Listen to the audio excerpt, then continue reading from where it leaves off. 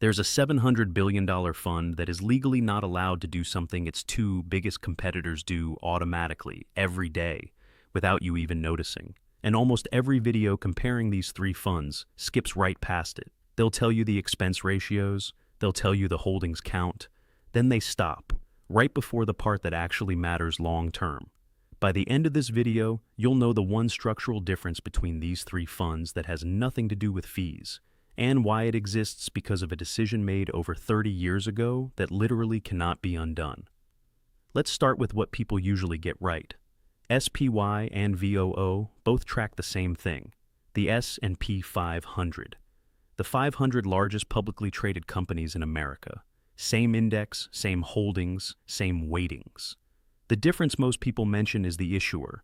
SPY is run by State Street, VOO is run by Vanguard. And yes, the fees are different. SPY charges about 0.09%, VOO charges 0.03%, roughly 3 times more expensive. On $100,000, that's the difference between paying around $90 a year versus $30. Most videos stop right here and call it a day. But that fee gap isn't really the interesting part. It's a symptom of something structural. Back in 1993, when SPY became the very first ETF ever created in the United States, it wasn't built the way modern ETFs are built. It was structured as something called a unit investment trust. A UIT comes with legal restrictions baked into its DNA. And here's the one that actually matters for your money.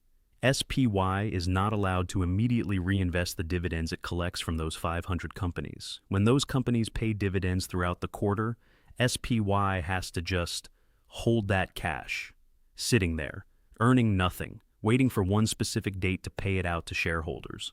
VOO doesn't have that problem. As an open-end fund, VOO can take dividend cash the moment it comes in and immediately put it back to work buying more shares of the underlying companies. That gap is small on any single day, but compounded, quarter after quarter, year after year, decade after decade, it's a quiet, permanent drag that has nothing to do with the expense ratio you see advertised. And here's the detail almost nobody says out loud. State Street can't just fix this. They're legally locked into the UIT structure from 1993. To change it, they'd essentially have to shut down SPY and launch something new, which is functionally impossible given how much money is parked inside it today. So SPY isn't expensive because State Street is greedy. It's expensive because it's legally stuck being the way it was built over 30 years ago. Now, where does VTI fit into all this? VTI is also a Vanguard fund, also 0.03%, also reinvests dividends the same efficient way VOO does. The difference is what it actually owns. VOO only holds the 500 largest companies.